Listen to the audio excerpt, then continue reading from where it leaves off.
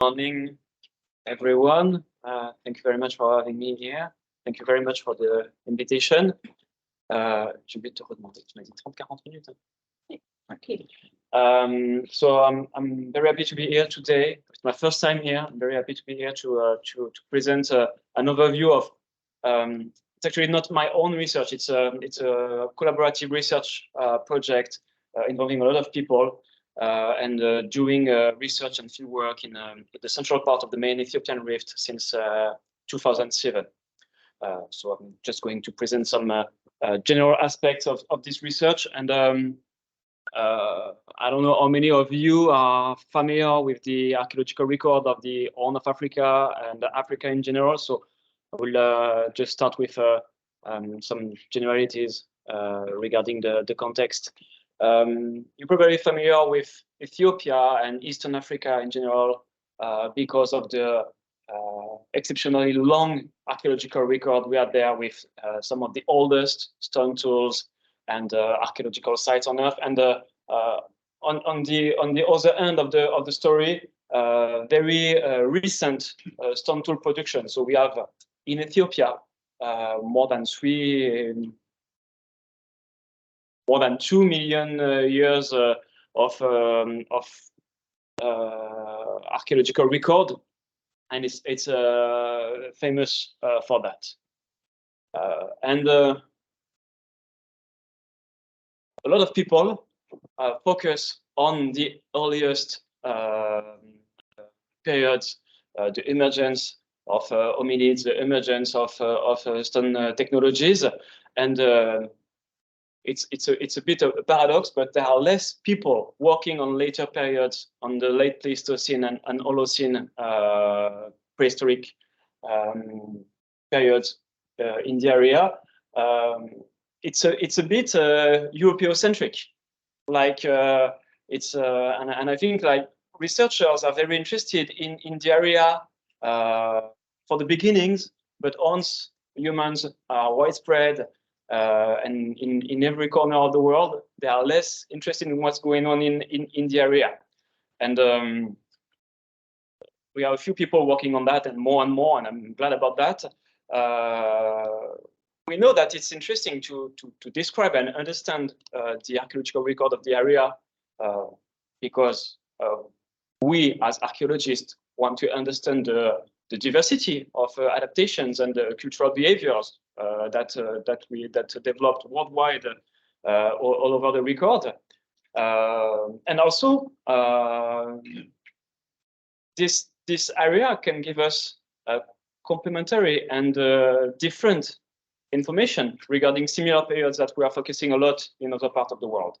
So we are working in the area with this project with the aim of understanding what happened during this period, which is once again less understood of the late Pleistocene and Holocene.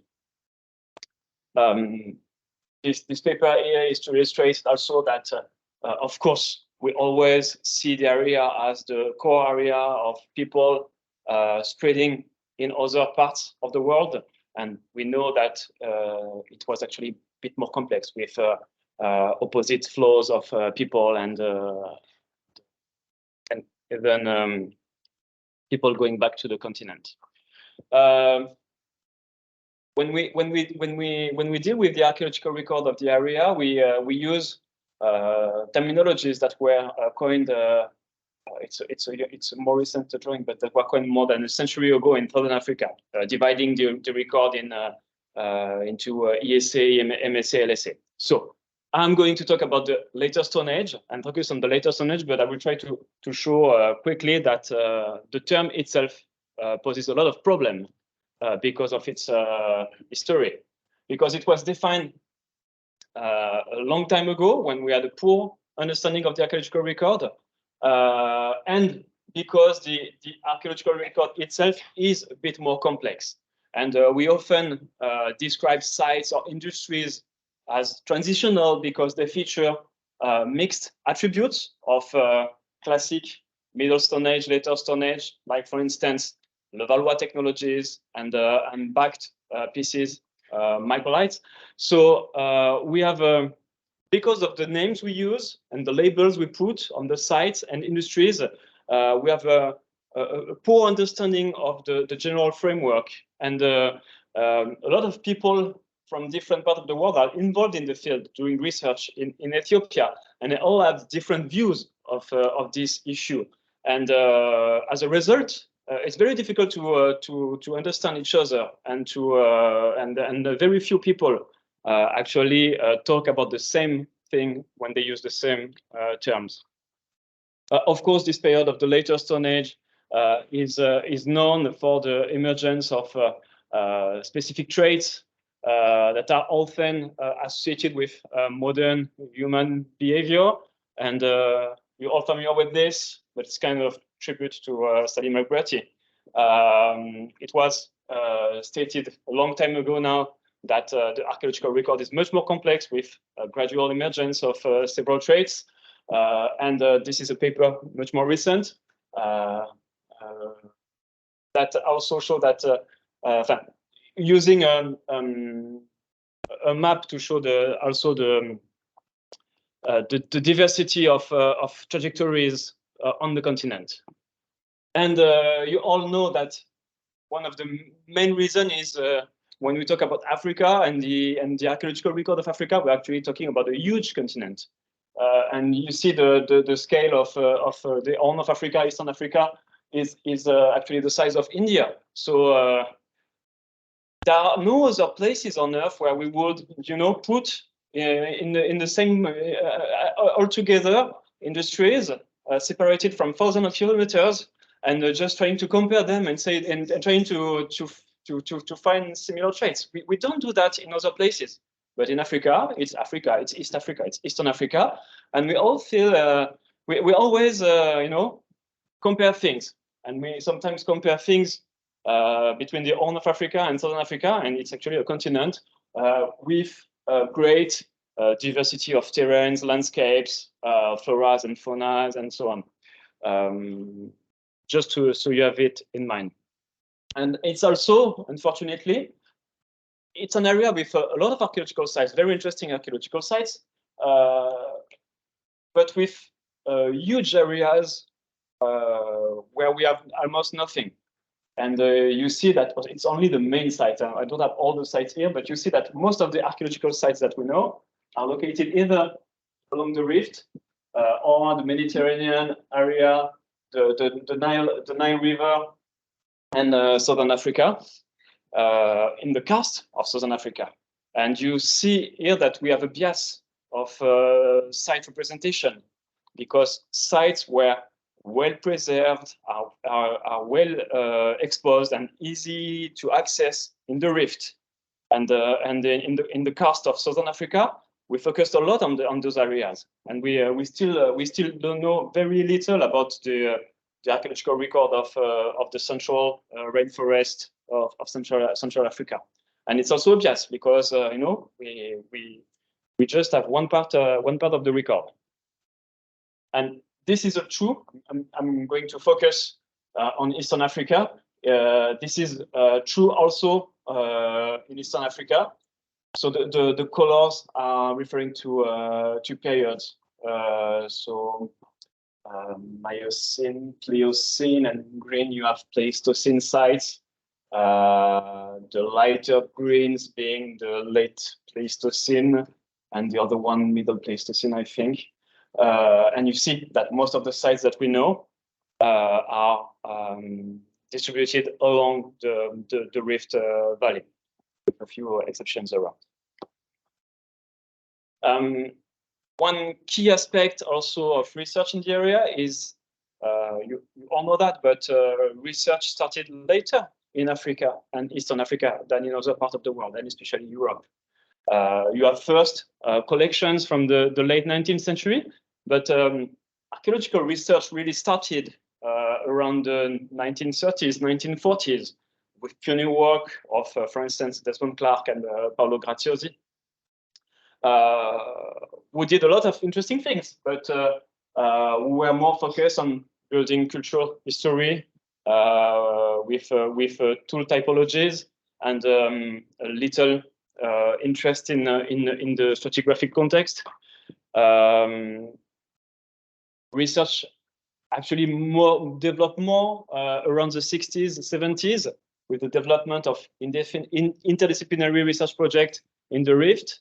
I give you here some example, but unfortunately, the historical history of the area with political unrest at some moments conducted some stops and gaps in the research, and as a result, this is what we know at the end of the 80s in terms of later Stone Age sites. We have like 20 radiocarbon dates back in 86. When you compare for an area which is Ethiopia is twice the size of France, so you have probably something which is about the size of Spain and France together, and you have 20 radiocarbon dates in 1986. And this is a much more recent inventory. So we have a few sites, but if you focus only on the ones which are securely dated, you see that we have a very limited archaeological record. So the Horn of Africa, Ethiopia, is famous for a lot of things, but you have to keep in mind that we know very poorly recent periods, and we are still in a kind of infancy of the research, trying to just describe the material culture and behaviors on the site to try to build a general framework and understanding of the period and the area. So this is, and this is also a tribute to John Sutton. This is why, with this in mind, that we started this research project. It was initiated by Professor François Blanc from the University of Toulouse in 2007, and we focused on an area of the central Ethiopian Rift. Was very interesting because we knew there were sites described there before. We knew there were a lot of obsidian outcrops, very large, high-quality obsidian sources. Important lake systems that would allow to test the importance of lake systems during later prehistory, and well-developed alluvial lacustrine sediments that would possibly offer good preservation conditions for the archaeological sites and preservation of organic material. So it's so here is a focus you see on the top right. So the Ziway-Shala basin is nowadays formed of 4 different lakes that are closed drainage, which is nowadays separated from the drainage of the IPHES, but that was part of the same drainage at some moment during the past. It's a large system, very well described by geologists since the 1960s, and it's actually very interesting because we know that water level used to be much higher at different time during the late Pleistocene and Holocene, and the 4 small lakes that we have nowadays actually used to be part of a single larger lake. See here at the bottom, which was very large. For those who are familiar with Ethiopia, this is larger than Lake Tana, which is nowadays the largest lake in the country. So this is an area very interesting because it's called by paleoenvironmentalists amplifier lakes. We are at the floor of the rift with important elevations on the side of the rift and a lot of rainfall. So it's located in a very dry, flat area, but it's very sensitive to climate changes and changes in rainfall with rapid changes in water level. So this is what you see here with several ice stands in a very short period of time of 15,000 years, and you see that it's fluctuated a lot, and it's a very interesting area to test human environment interactions in lacustrine landscapes. So the team grew over the years with different specialists involved. And we surveyed a lot because the area of we focused, because we have different kind of contexts in the area, but we focused on the Bulbula River valley, which is a short valley of 30 kilometers long, with accumulated hundreds of meters of exposures. And we spent a lot of time, walking and looking for paleosoils and correlating those and sampling, testing some of them for the archaeological record and radiocarbon datings. So here is the valley, and you see actually that we focused on several areas, and especially two localities, which were more interesting because they actually were areas where meanders were cutting the valley, the main valley, and where Paleo Valley would be exposed.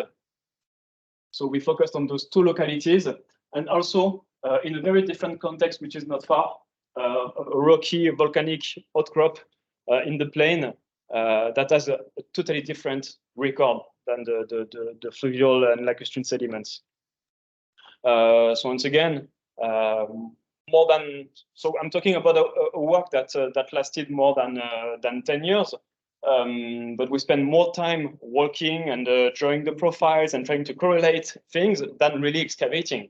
The goal was to understand the history of the valley and the location of settlement of humans along the valley. And as I told you, you have accumulated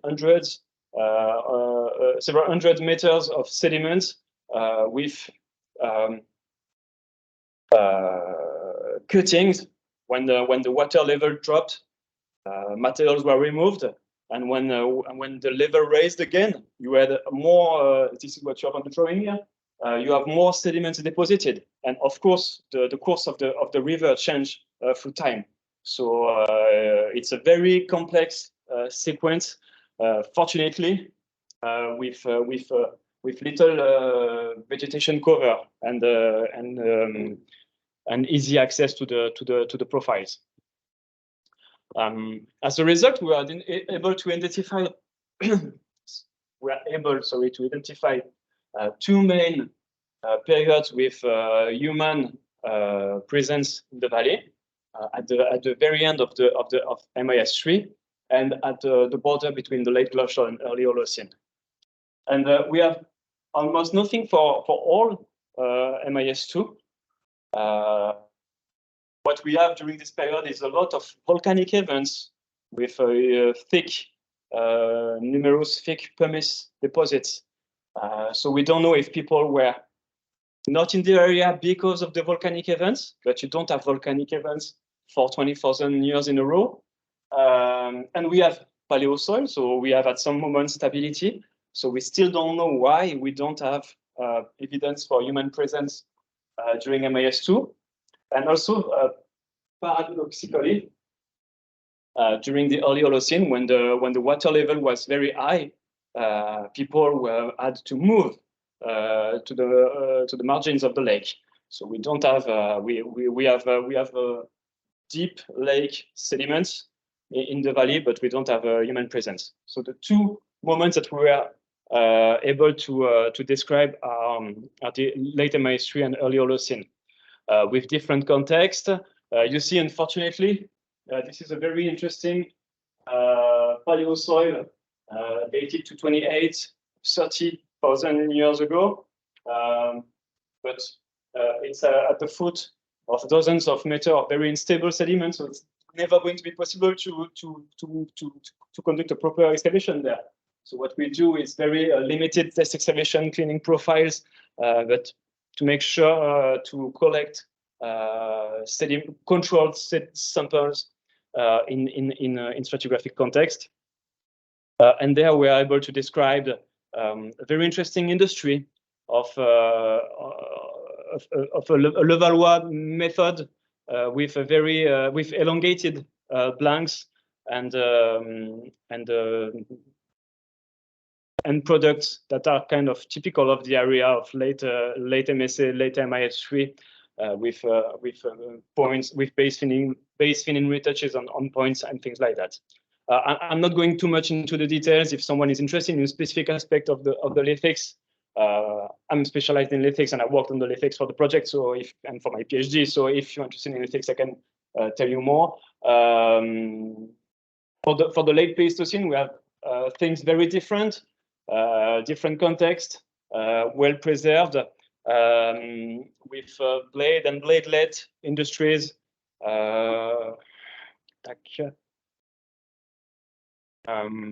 and also different. So this is another locality, Dekawede 2, and you see that we have in a very small area a nice series of paleosoils that allows us to describe in detail the transition between the late Pleistocene and the early Holocene. You have here alluvial and lacustrine deposits of the water basin raising progressively. So you see the dark sediment here is dated of the very end of the Pleistocene, and the paleosoil above are dated of the very beginning of the Holocene. So in some specific areas like this one, we are able to discuss in details the shift that took place between the Pleistocene and the Holocene.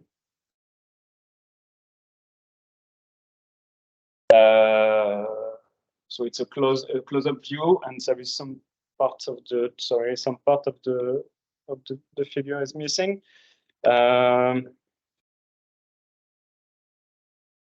not going into the details. It's actually a bit complicated in terms of recommendating because of the plateau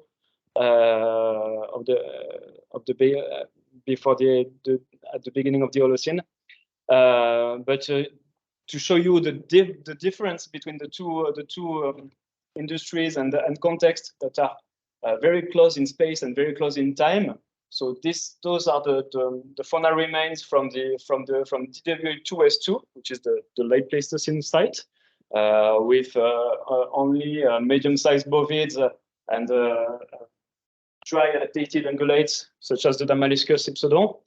And when you shift to the early Holocene, you have all of a sudden a very important use of lacustrine resources, presence of a lot of fish. So it's quite rare and interesting for us to be able to describe such a change and to correlate it with material culture. And you see that in terms of lithics, you will have also very different type of industries. So this is the late Pleistocene one, with also specific actual dart with triangular base made on a narrow bidirectional cores that are kind of reminiscent of naviform corms from the Near East. And on the other side, for the early Holocene, you have a very different industries of micro bladelets. This is the scale. This is a 1 centimeter scale. So you see that you have very small bladelets made from brain-like cores or other modalities, and that are retouched, pointed micro bladelets. We still don't know what they were doing with them. We tried to we did some user analysis, and we still don't understand what was the purpose of doing this. Those bladelets were produced by pressure flaking, so it's also probably the earliest documented evidence for pressure flaking in the area. Of course, it's a very basic modality of pressure flaking. It's not the production of large products, but it's also interesting. And a lot of when we focus on a small area, we have we just have an overview of all that remains to be described in the area. This is an example of larger bladelets from the early Holocene. We are happy to have the possibility at some of the sites in the area to correlate changes in human subsistence strategies with lithic traditions, and you see that you have very distinct types of stone tool production at the end of MIS3 and at the late Pleistocene, early Holocene boundary. But unfortunately, we have this gap in the archaeological record, and we are still not able to address the issues of the emergence of bladelet industries, of backed implements, and such kind of things which are of interest for the researchers in the area. We are also able to correlate the changes in lithic technology with the different sources of raw material. So this is an overview of all the different obsidian samples that we analyzed through mass spectrometry, and that allow us to actually map volcanic flows and the overlapping of several volcanic flows. And this is something you can do with obsidian. You don't have one obsidian source for a volcano, you have an obsidian source for a specific flow. And in this area, we have a chance to have dated flows. So we know that this one, for instance, is younger than the LGM. So it's very interesting also to cross-check our chronological sequence and to document the geographic range of the different groups, different periods, because we can very precisely pinpoint the materials that were used at the site. And it's very interesting because so we also analyze stone tools, of course, and we are able to to make some groups of with the different flows and to document the change through time and the emergence of the use of flows that were non-existent or unused before. And what is also very interesting is that we document the use only of local raw materials. The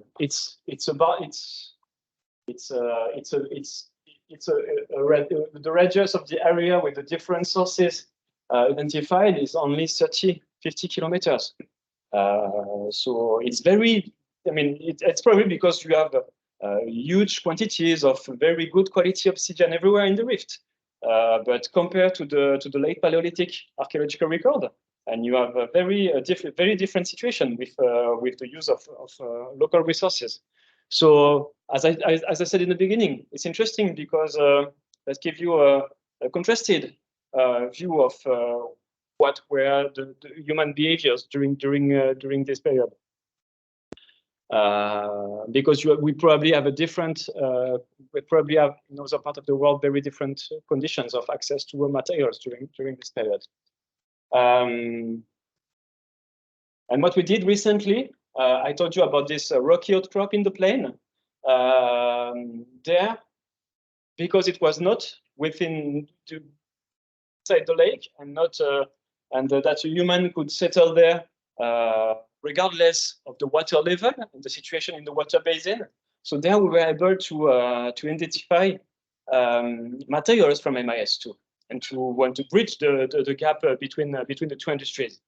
Unfortunately, some part of the context is not very good. We are in a rocky environment, and you all know that it's sometimes a bit complicated. But we still have at the bottom well-identified stratigraphic units where we have the co-occurrence of this late MIS3 tradition with Levallois elongated products, but also with the presence of a few small backed bladelets. People are still working on this. We have colleagues who worked on. I didn't work myself on this site, and the paper is still in preparation. but maybe depending on the status of this industry, maybe we have also here the chance of catching some kind of transitional, even if I don't like the transitional term because it doesn't say nothing, but at least a point in the archaeological record to describe this change. I told you about surveys we did in the plain.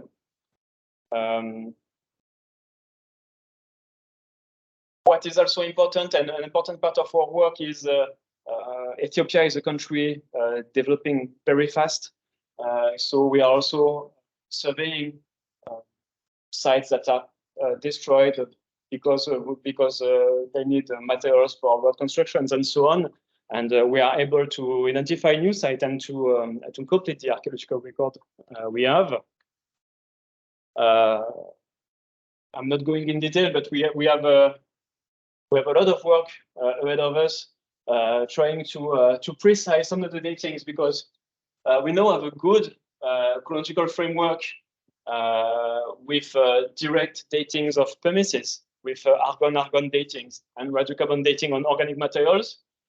So we are very we have an accurate dating when we are dealing with volcanic materials, with organic materials. But the problem we have, and I don't know why the figure is like that, is when you look at the shell materials, when you want to precisely date the ice stands of the lake, the material that you have are shells, and we have probably organisms consuming old carbon with a lot of reservoir. And we have a lot of problems when we try to date the lake ice stand. So there is this is one of the problems we are facing now. 5 minutes, tranquille. What we are going to do in the next few years also. So I told you that the drainage was sometimes related to the Awash Valley, sometimes not.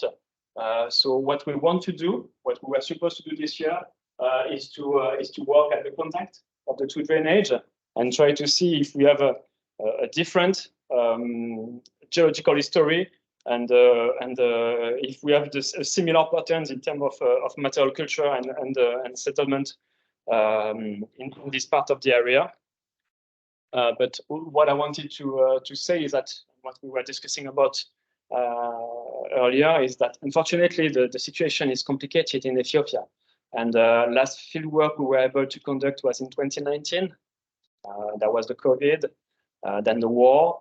This is a picture of the hotel where we used to stay in Ziway, that was burnt down in 2021. I was supposed to go back to the field like a month ago, and we had to cancel 3 days before. So that's why I'm talking using the past. I'm still hopeful that we'll be able to return soon, but it's a sad situation, and I'm more saddened for the people living in the country than me not being able to go there for field work. But it's also part of research in the area. In the area is sometimes you have long pauses and gaps in research because of the situation, and this is also a good example. Fortunately, we're still able to work on the materials, the samples that we have, and to go back to Addis Ababa and analyze the lithics and fauna remains. But we are, for the moment, not able to go back and survey for new sites. Thank you very much.